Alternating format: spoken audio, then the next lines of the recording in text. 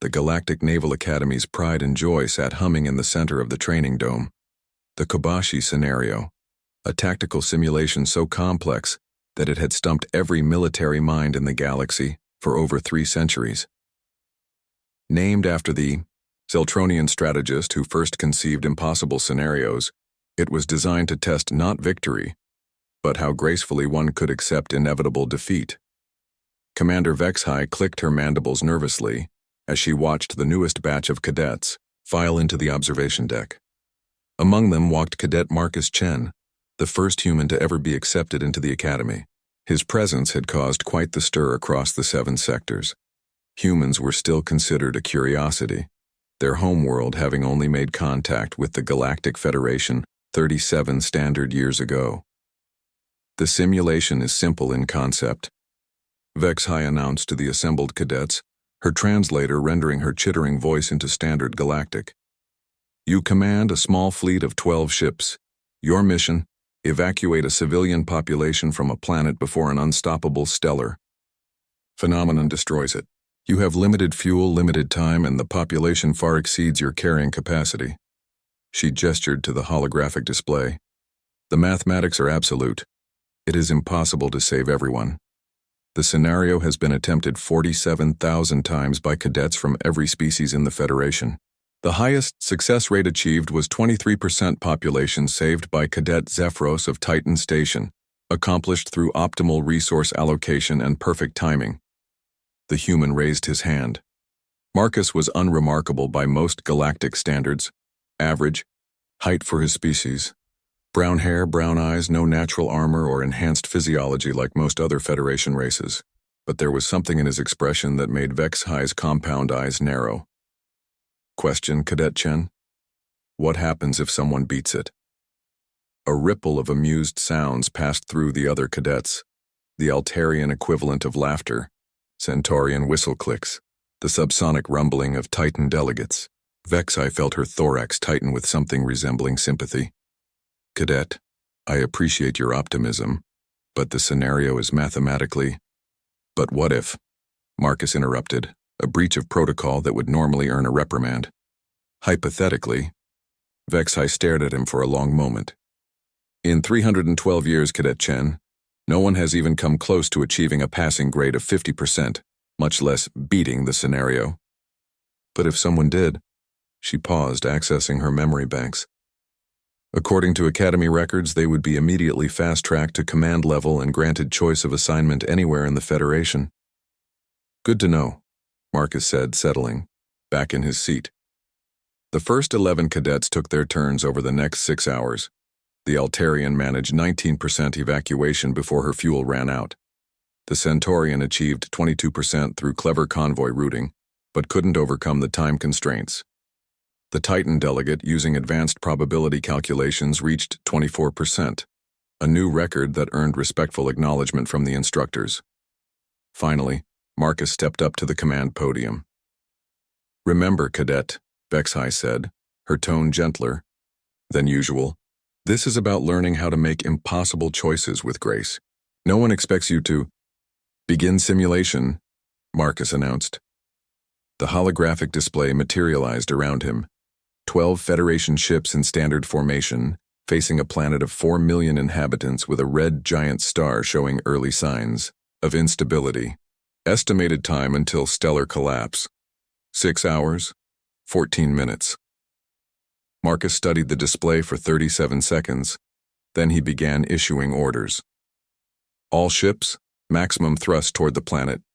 Divert all non-essential power to engines and life support. Standard opening. Vexhai noted it in her records. Upon reaching orbit, all ships execute emergency docking protocols with planetary evacuation centers simultaneously. Also standard, though more aggressive than most cadets attempted. All ship crews, abandon your vessels. Vexhai's mandibles clicked involuntarily. Cadet, you cannot abandon your command ships, how will you? Transfer all life support power to capacity enhancement. Remove all non-essential equipment, weaponry, furniture, and interior bulkheads. Convert all available space to passenger capacity. The simulation updated. Ship capacity increased by 400%. Cadet, Vexhai said slowly. Without crews, how do you intend to pilot? Remote pilot drones. Every Federation vessel built in the last 50 years has emergency drone capability. For exactly this type of scenario. I checked the ship specifications before the simulation began. He was right. It was a little used feature, but it existed. Begin planetary evacuation. Load maximum capacity plus 20% emergency overload. Initiate emergency protocols. Passengers. In cargo holds, corridors, anywhere with life support. The numbers began climbing rapidly. 1.2 million, 1.5 million, 1.8 million. Cadet, the ships cannot achieve escape velocity with that much mass, Vexhai protested. They don't need to. Marcus's next command made every observer in the room freeze. All ships once loaded rammed directly into the star at maximum velocity. Cadet Chen! Vexhai shrieked. You cannot! That's not evacuation, that's mass murder. Computer, Marcus called out, ignoring her. Update simulation parameters. What is the result of 12 Federation ships, loaded with passengers, impacting the unstable star at maximum velocity? The Academy's quantum computers churned for 3.7 seconds. Impact mass and energy will accelerate stellar collapse by 4 hours, 12 minutes. However, impact trajectory will alter ejection pattern of stellar material, creating navigable corridor lasting 47 minutes. And during those 47 minutes, remaining planetary evacuation fleet could achieve full population rescue using conventional methods. The room fell silent, except for the hum of processors. Computer, final tally. Simulation complete. Population saved, 100%. Casualty report, 12 Federation ships destroyed. Crew casualties, 0. Civilian casualties, 0. Time elapsed, 4 hours, 18 minutes. Marcus turned to face the stunned observers.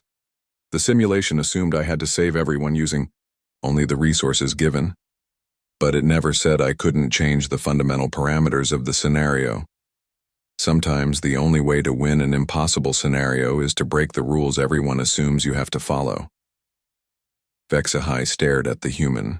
For a long moment, her compound eyes processing what had just occurred. In 10 minutes of active commands, this human had not just beaten the unbeatable simulation, he had done so with 0 casualties while creating a solution that could be theoretically implemented in reality.